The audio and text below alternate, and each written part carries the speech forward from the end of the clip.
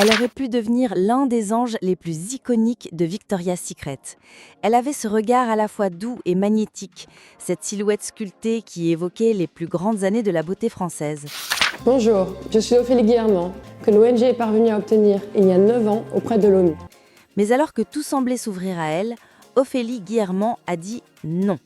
Non à un régime drastique. Non à une industrie qui exigeait d'elle de sacrifier sa santé pour correspondre à un idéal irréel. Un murmure a commencé à se répandre dans les coulisses des défilés. Hi Fashion TV, I'm Ophélie Guillermand and you're watching Costume National Show. Elle aurait été coupée du show. Une décision qui, bien que jamais confirmée, a changé le cours de sa carrière. Ce refus silencieux est devenu un acte politique, un geste radical dans un univers où l'on attend des femmes qu'elles se taisent et qu'elles obéissent. Car Ophélie n'a pas disparu. Au contraire, elle est réapparue, plus forte, plus lumineuse, en devenant le visage d'un nouveau combat, celui contre le body shaming, celui pour la santé mentale et physique des mannequins. Ce que le monde de la mode croyait être une mise à l'écart s'est transformé en un manifeste personnel, un rappel brutal que derrière les projecteurs se cache un autre monde, celui des diktats, des pressions invisibles, des silences pesants. Et parfois, une femme comme Ophélie suffit pour tout faire vaciller. Ophélie Guillermand est née à Paris, mais a grandi loin du tumulte des podiums, dans une atmosphère bien plus calme et structurée, celle d'une famille de la classe moyenne installée à Lyon. Son père, ingénieur, et sa mère, infirmière, formaient un cocon stable, mais peu tourné vers le monde de la mode ou de l'art. Dans cet univers discret et modeste, l'idée même de devenir mannequin relevait presque de la fantaisie.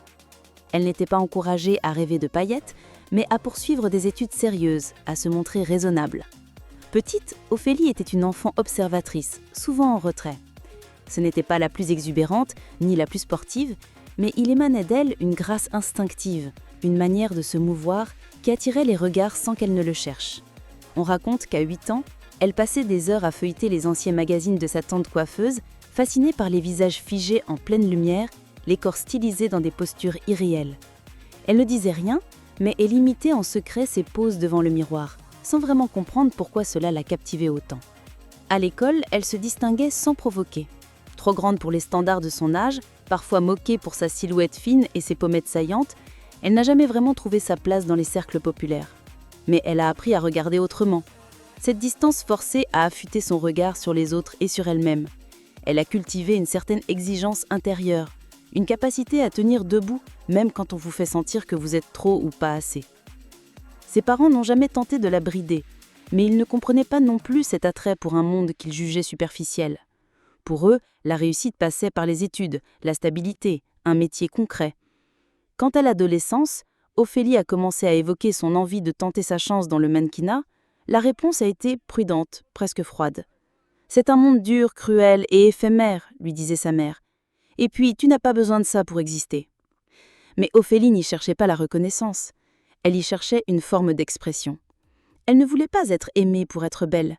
Elle voulait que sa présence raconte quelque chose de puissant, de silencieux, de non négociable. À 15 ans, elle a commencé à poser pour un photographe amateur, ami d'un professeur d'art plastique.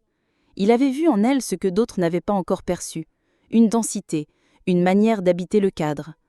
Les premiers clichés ont été sobres, presque austères, mais déjà on percevait cette force tranquille, ce regard fixe qui ne demandait rien, mais imposait tout. Peu de temps après, un agent local lui propose de venir à Paris pour quelques castings. Les réactions sont immédiates. Elle détonne. Pas exubérante, pas mannequin cliché, mais troublante. Certains bookers hésitent, d'autres insistent. Elle signe rapidement avec une agence française, puis est envoyée à Milan pour une première Fashion Week. Elle n'a alors que 16 ans. Mais derrière cette ascension rapide, il y a toujours l'ombre de ses origines. Elle n'a pas oublié Lyon, ses rues calmes, la voix de sa mère l'invitant à ne pas se perdre. Ce bagage intérieur devient une ancre, et à chaque pression, chaque commentaire sur son poids, chaque silence pesant dans les salles d'attente des castings, elle se rappelle cette fille qu'elle était, observatrice, résistante et libre. Elle n'avait que 16 ans, une silhouette encore adolescente et des rêves qu'elle n'osait pas formuler à voix haute lorsqu'elle est montée seule dans ce train pour Paris. Ophélie Guillermand n'avait jamais véritablement quitté sa famille, encore moins pour une ville qui lui paraissait aussi intimidante. Mais l'agence qu'elle venait de signer lui avait décroché un casting important. Et elle savait, au fond d'elle-même, que cette opportunité ne se représenterait peut-être pas deux fois. Son tout premier rendez-vous était dans un immeuble haussmannien, transformé en showroom éphémère. L'atmosphère y était glaciale. Des filles aux jambes interminables attendaient, silencieuses, alignées comme des statues, le regard vissé au vide ou à leur téléphone. Ophélie ne parlait à personne. Elle observait. Elle sentait le poids des regards des recruteurs, mais aussi celui de la compétition féroce. Quand enfin ce fut son tour, elle est entrée sans sourire, droite, presque raide. On lui a demandé de marcher, puis de poser. Quelques photos. Aucune réaction. « Merci, on vous rappellera. » C'est tout. Elle était persuadée d'avoir échoué. Le soir même, elle pleurait dans la petite chambre d'hôtel qu'on lui avait réservée. Et pourtant, 2 jours plus tard, le téléphone a sonné. C'était un appel de l'agence. On lui proposait un test pour une campagne de prêt-à-porter à Milan. À partir de ce moment, tout s'est accéléré. Elle a enchaîné les castings, les essayages, les shootings dans des studios impersonnels, toujours guidée par la même impression, celle d'être tolérée, mais jamais vraiment célébrée. Elle était encore trop nature, pas assez formatée. Mais c'est justement ce qui a fini par séduire. Un directeur artistique italien a vu en elle une beauté qui n'essaie pas de séduire. Cette phrase, elle ne l'a jamais oubliée. Elle s'est accrochée à cette définition comme à une balise dans un univers instable. L'un des tournants majeurs de sa jeune carrière a été sa sélection pour défiler à New York lors de la Fashion Week. C'était pour une marque branchée, connue pour repérer les visages de demain. Elle n'avait encore jamais mis les pieds aux États-Unis. Là-bas, tout était plus rapide, plus intense, plus codifié. Elle a dû apprendre à faire illusion, à prétendre qu'elle était plus expérimentée qu'elle ne l'était vraiment. Mais derrière l'allure professionnelle, Ophélie restait une jeune fille peu sûre d'elle. Les commentaires sur son corps arrivaient vite. On lui disait qu'elle était sublime, mais que ses hanches étaient encore un peu trop présentes. Qu'elle devrait juste perdre 2 centimètres. Cela semblait peu, mais elle comprenait bien ce que cela signifiait. Commencer une course contre son propre corps, une course qu'elle n'était pas certaine de vouloir gagner. Lorsqu'elle a été appelée pour passer un casting chez Victoria's Secret, l'émotion était double. C'était un rêve pour beaucoup de filles, l'apothéose, le temple des anges. Mais elle savait aussi ce que cela impliquait. Un corps calibré, une discipline impitoyable, une mise à nu permanente. Le jour du casting, elle a mis sa timidité de côté. Elle a souri, marché avec assurance et regardé droit dans l'objectif. Elle savait qu'elle n'était pas le type sexy américain habituel, mais elle misait sur cette élégance à la française, cette réserve qui intrigue. Et cela a fonctionné. Quelques semaines plus tard, elle était sélectionnée pour intégrer leur prochaine campagne. Pour sa famille, la nouvelle a été à la fois un choc et une fierté. Son père n'en parlait pas beaucoup, mais il découpait en cachette les articles de presse. Sa mère, elle, oscillait entre inquiétude et admiration. Elle craignait les dangers d'un tel univers, les regards intrusifs, les excès. Mais Ophélie, elle, sentait qu'elle approchait d'un sommet, qu'elle allait devoir faire des choix cruciaux. Car plus elle grimpait dans cette industrie, plus elle comprenait que le prix de la visibilité était lourd, très lourd. C'est à Milan que son nom a commencé à circuler avec insistance dans les studios, les coulisses, les dîners confidentiels. Ophélie Guillermont, la fille au regard tranquille, était partout. Sur les planches de Dolce & Gabbana, en muse discrète de Giorgio Armani, dans les pages centrales de Vogue Paris, sous l'objectif de Patrick Desmarchelier et Mario Testino. Elle ne criait pas sa présence, elle l'imposait, par son élégance droite, sa démarche fluide, son refus de s'excuser d'exister. Ce n'était pas une beauté spectaculaire, c'était une beauté insistante, celle qui reste après que les strass se soient éteints. Sa peau diaphane, ses pommettes franches, ses lèvres pleines mais sérieuses, tout en elle évoquait une France intemporelle, une femme qui n'appartenait à aucune époque parce qu'elle les traversait toutes. Sur les podiums, Ophélie ne défilait pas, elle glissait. Elle s'imprégnait du vêtement, de l'histoire qu'on voulait raconter. Une robe baroque, signée D&G, devenait sur elle une armure de reine méditerranéenne. Un tailleur noir minimaliste d'Armani devenait un manifeste silencieux de modernité. Elle disait tout avec le dos droit et les yeux fixes. Les créateurs l'aimaient pour cela, pour cette capacité rare à disparaître dans le vêtement tout en y laissant une empreinte.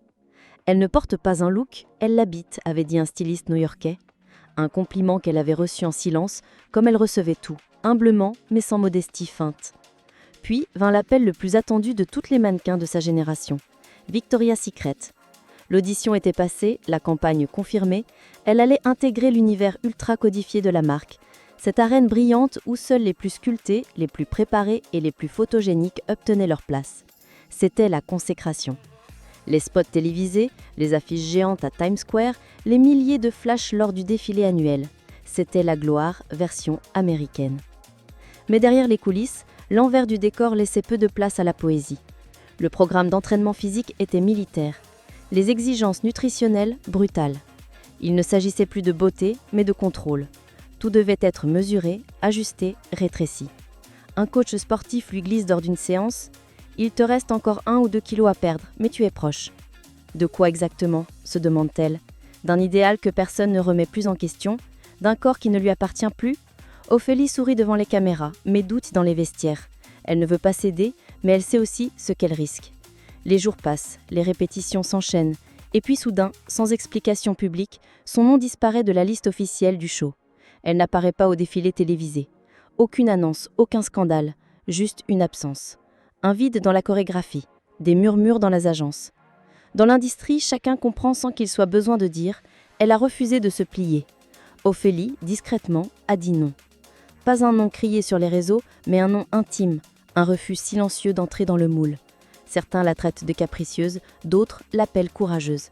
Mais elle s'éloigne. Elle ne cherche pas à se justifier. Elle rentre en France, retrouve un rythme différent. Elle cesse de courir après les campagnes. Elle ne veut plus plaire, elle veut dire. Et dans cette pause inattendue, elle découvre autre chose. La possibilité de reconstruire sa carrière à ses conditions. Fini la soumission aux mensurations, place à la parole, à la vérité du corps, à une beauté qui ne dépend plus d'1 centimètre de tour de taille. Ce qui aurait pu n'être qu'un épisode de plus dans la machine à broyer du mannequinat est devenu, entre les mains d'Ophélie Guillermant, un geste politique.